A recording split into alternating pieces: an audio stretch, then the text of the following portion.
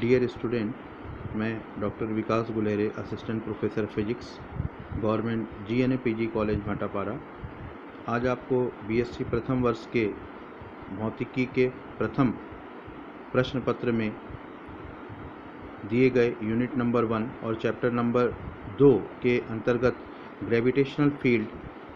And intensity से संबंधित जानकारी प्रदान करना चाहूँगा। जैसा कि हम सभी जानते हैं, गुरुत्व से हमारा तात्पर्य होता है कि प्रत्येक वस्तु अपने स्वयं के द्वारा या अपने द्रव्यमान के द्वारा किसी अन्य वस्तु पर जब बल आरोपित करती है तो यह घटना गुरुत्व के रूप में देखी जाती है, और इस दौरान जिस क्षेत्र तक उसके प्रभाव को महसूस किया जा सकता है वह गुरुत्वीय क्षेत्र होता है। सूत्र के अनुसार अगर हम यहाँ पर न्यूटन के नियम के आधार पर इसकी व्याख्या करें तो दो पिंडों के बीच लगने वाला बल सदैव उसके द्रव्यमानों के गुणनफल के अनुक्रमानुपाती एवं उन दोनों ही पिंडों के बीच की दूरी के वर्ग के व्युत्क्रमानुपाती होता है। जैसा कि हमने यहाँ पर एग्जाम्पल के तौर पर कैपिटल M और स्मॉल m ये दो अलग अलग प्रकार के पिंड लिए हैं जो एक दूसरे से r दूरी पर रखे हुए हैं। यदि हम न्यूटन के द्वितीय नियम से व्याख्या लेते हैं तो सूत्र हम F = Gmm/r² लिख सकते हैं। यहाँ पर G जो होता है गुरुत्वाकर्षण नियतांक, ग्रेविटेशनल कांस्टेंट कहलाता है। यदि m = 1 हम मानते हैं कि द्वितीय पिंड जो रखा हुआ है गुरुत्वीय प्रभाव क्षेत्र के अंतर्गत अगर उसका द्रव्यमान इकाई है तो इस स्थिति में गुरुत्वीय क्षेत्र के द्वारा आरोपित बल जो होता है यही गुरुत्वीय क्षेत्र की तीव्रता कहलाती है, और इसका फॉर्मूला E = Gm/r² लिखा जाता है, जो कि समीकरण क्रमांक 2 में आपको प्रदर्शित करके बताया गया है। साथ ही ग्रेविटेशनल पोटेंशियल का हमको यहाँ पर मापन करना है। ग्रेविटेशनल पोटेंशियल से हमारा तात्पर्य होता है कि गुरुत्वीय क्षेत्र में के अंतर्गत हम यदि बाह्य बिंदु पर किसी रखे वस्तु को गुरुत्वीय क्षेत्र के प्रभाव के अंतर्गत जब हम प्रवेश कराते हैं तो इस दौरान जो बल अनुभव किया जाता है वह बल यहाँ पर गुरुत्वीय क्षेत्र के विभव के रूप में आकलन किया जाता है, और हम यह भली भांति जानते हैं कार्य बराबर बल गुणित विस्थापन लिखा जाता है। तो बल और विस्थापन इन दोनों के गुणनफल से हम यहाँ पर समीकरण क्रमांक 4 का निर्धारण करते हैं, और जब हम दोनों ही पक्षों का समाकलन लेते हैं तो समाकलन के दौरान कार्य का परिमाण हमें -Gm/r करके प्राप्त होता है। इस तरह से कुल किए गए कार्य का हम वहाँ पर अवलोकन कर लेते हैं। तो यदि हमें किसी भी पिंड के द्वारा गुरुत्वीय क्षेत्र की तीव्रता या गुरुत्वीय विभव का अवलोकन करना होता है तो हम एक निश्चित क्रम को फॉलो करते हैं, और इस क्रम के अनुसार जो है यहाँ पर हमने चैप्टर क्रमांक 2 में जो एग्ज़ाम्पल के रूप में आपको पहला एग्ज़ाम्पल दिया गया है कि किसी भी स्फेरिकल सेल के द्वारा किसी एक बिंदु पर, चाहे वह उस सेल के बाहर रखा हो या उसके पृष्ठ पर रखा हो या उसके अंदर रखा हो, इन तीनों ही वस्तु स्थितियों में हमें गुरुत्वीय विभव की गणना करनी है। गणना के क्रम को लागू करने के साथ हम सबसे पहले यहाँ पर इस सेल का द्रव्यमान, उसका घनत्व, यह दोनों चीज़ों का निर्धारण कर लेते हैं। यहाँ पर हमने एक सेल कंसीडर किया हुआ है और spherical shell of mass m हमने लिया हुआ है जिसकी त्रिज्या कैपिटल R है, घनत्व सिग्मा के द्वारा यहाँ पर बताया गया है। तो उस स्थिति में हम यहाँ पर घनत्व की परिकल्पना, चूँकि घनत्व बराबर द्रव्यमान बटे आयतन होता है, तो यहाँ पर चूँकि खोखली ये आकृति है और शेल के चारों तरफ परिधि में द्रव्यमान वितरित है, इसलिए पृष्ठ का क्षेत्रफल हम यहाँ पर कंसीडर करते हैं और सिग्मा = m/4πr² कंसीडर किया जाता है। उदाहरण के तौर पर जिस बिंदु पर हमें गुरुत्वीय विभव की गणना करनी है, इसे हम r दूरी पर गोले के बाहर, यहाँ पर मैंने चित्र में दर्शाया है, बिंदु P लिया गया है, और इस बिंदु P पर हमें इस गोली खोल के कारण गुरुत्वीय विभव की गणना करनी है।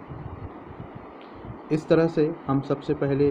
गोले के एक छोटे से भूभाग के कारण हम बिंदु P पर गुरुत्वीय विभव की गणना कर लेते हैं और गुरुत्वीय विभव की गणना करने के पश्चात हम जब इंटीग्रल साइन का प्रयोग करते हैं या समेशन साइन का प्रयोग करते हैं तो संपूर्ण गोले की आकृति के कारण उस बिंदु पर विभव की गणना की जा सकती है। इस दौरान हमने यहाँ पर दिए गए गोली खोल का एक अनुप्रस्थ भाग लिया हुआ लंबवत काट ली हुई है जो कि एक रिंग की भांति हमें यहाँ पर दिखाई देता है। इस रिंग के कारण उस बिंदु P पर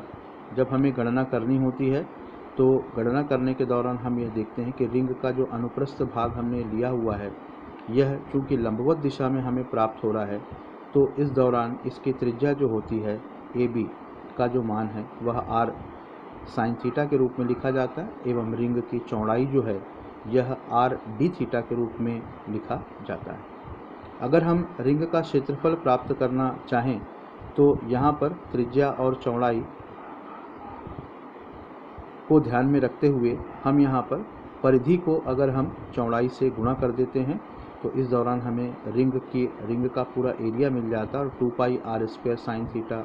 d थीटा के रूप में हमें यह प्राप्त हो जाता है। इस दौरान मास ऑफ रिंग हम ज्ञात कर लेते हैं। मास ऑफ रिंग अगर हमें ज्ञात करना है तो द्रव्यमान बराबर घनत्व गुणित क्षेत्रफल यहाँ पर लिखा गया है area of the ring.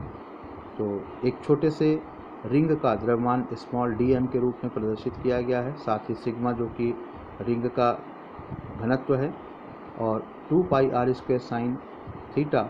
d theta ये एरिया ऑफ द रिंग है। हम dm की वैल्यू निकाल लेते हैं। dm की वैल्यू निकालने पर राशि को कैलकुलेट करने के बाद हम यहाँ पर देखते हैं कि dm is equal to m/2 sine theta d theta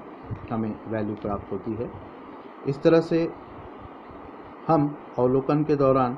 क्योंकि let the distance of every point of ring is x from the point P,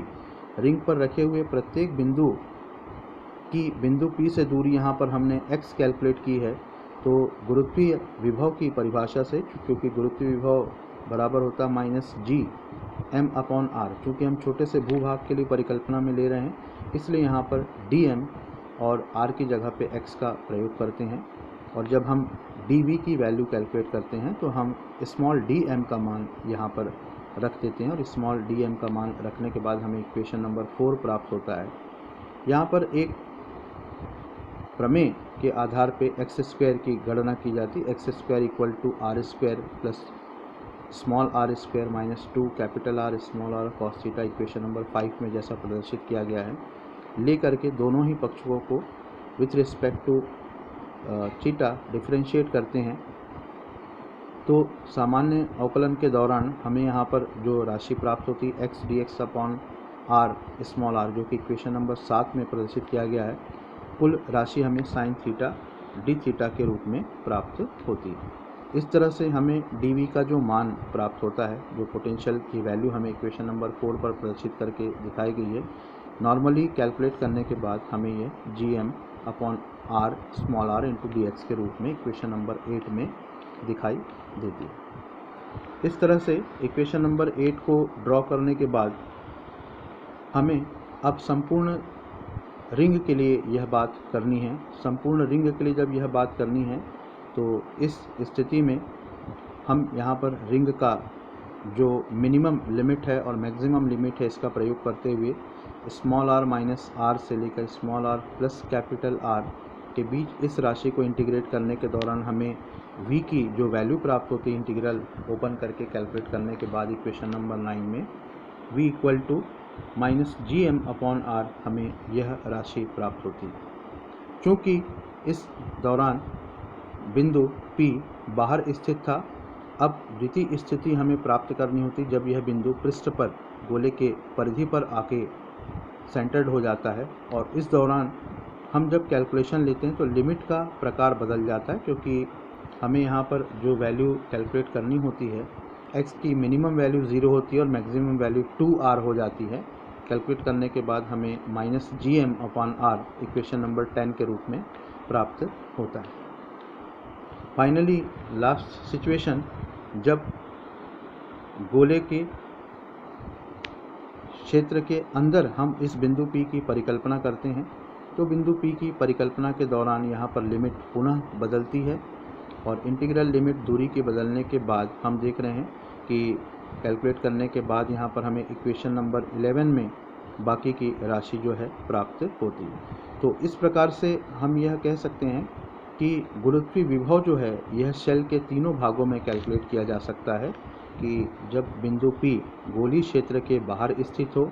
गोलीय क्षेत्र के पृष्ठ पर स्थित हो और गोलीय क्षेत्र के पृष्ठ के भीतर स्थित हो, तो गोले का विभव का प्रभाव जो है उस बिंदु पर क्या होगा, यह तीनों वस्तु परिस्थितियों में कैलकुलेट किया जा सकता है। इसी तरह से एक अन्य छोटा सा पार्ट हमने इसके पूर्व जो डिस्कशन किया था, यह खोखले गोले के बारे में था। खोखले गोले के बारे में डिस्कशन करते समय हमने वहाँ पर जो पॉइंट लिए थे कि शेल के अंदर किसी भी प्रकार का कोई कंटेंट अवेलेबल नहीं होता है, परंतु थोड़ी सी अगर वस्तु परिस्थिति बदल दी जाए और गोले को खोखला ना लेकर या शेल के रूप में ना लेकर एक सॉलिड गोले के रूप में अगर यहाँ पर कैलकुलेशन की जाए, तो हमारे द्वारा जो तथ्य निकाले गए हैं, इस तथ्य के अनुसार अगर हमें बिंदु P पर गुरुत्वीय विभव की गणना करनी है तो हमें सबसे पहले यह मानना पड़ेगा कि वह ठोस गोला बहुत सारे संकेंद्रीय गोलों से मिलकर बना हुआ है। प्रत्येक स्थिति में जो रिंग हमें चित्र पर दिखाई दे रही है, पहला जो फिगर ए मैंने यहाँ पर ड्रॉ किया हुआ है, शेड फिगर बना हुआ है, अर्थात इसके अंदर कंप्लीट मटेरियल है। जबकि दूसरा फिगर बी जो देख रहे हैं, यहाँ पर मैंने बहुत सारे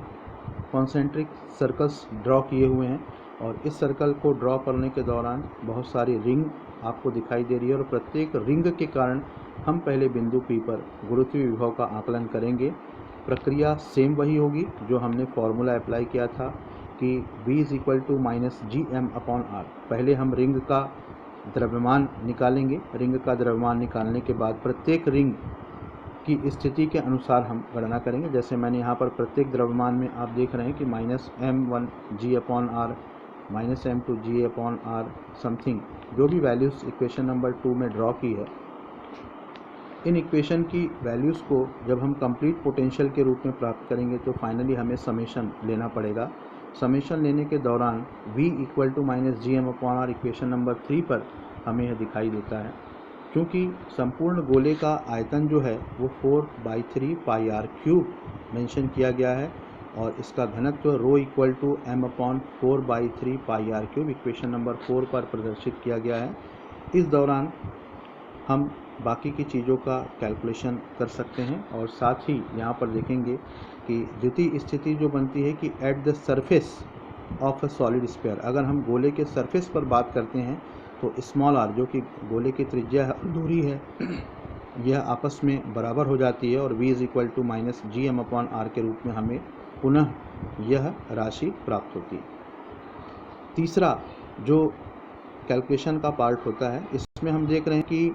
गोले के अंदर जब हम यहाँ पर बिंदु को केंद्रित मानते हैं, तो गोले के अंदर जब हम बिंदु को केंद्रित मानते हैं जहाँ पर हमें गुरुत्वीय विभव की गणना करनी है, तो इस बिंदु पर दो तरह के गोले सक्रिय होते हैं, एक जो गोले के परिधि और एक जो गोले के परिधि के अंदर बने हुए गोले। दोनों के ही कारण अगर हम यहाँ पर इस मान का कैलकुलेशन करना चाहेंगे तो इस दौरान जो है हमें दोनों ही डिस्क के कारण बिंदु P पर गणना करनी पड़ेगी। तो बिंदु P को हमने गोले के परिधि के अंदर माना हुआ है, रखकर जब हम इन वैल्यूज़ को कैलकुलेट करते हैं तो दो अलग अलग भाग यहाँ पर होते हैं। एक है गोले के जिस बिंदु पर लिया है बाहरी शेल का प्रभाव और कोर सेल्स जो होती हैं उनके प्रभाव के कारण। तो गणना करने के दौरान दोनों भागों के कारण अलग अलग हम यहाँ पर गणना करते हैं और हम देख रहे हैं कि इक्वेशन नंबर 9 और 10 हमें यहाँ पर प्राप्त होता है। और फाइनली जब हम इसे सेंटर पर मानेंगे तो स्मॉल r की वैल्यू 0 हो जाती है और सेंटर पर जो गोले का विभव प्राप्त होता है केंद्र पर -32 gm यहाँ पर वैल्यू कैलकुलेट की जाती है।